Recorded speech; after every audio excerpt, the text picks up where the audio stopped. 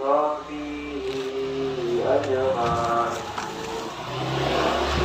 اللهم صل وسلم على سيدي وحبيبي وطبيبي قلبي وجسدي وروحي سيدي رسول الله محمد ابن عبد الله الصادق الأمين وعلى آله وصحبه أجمعين.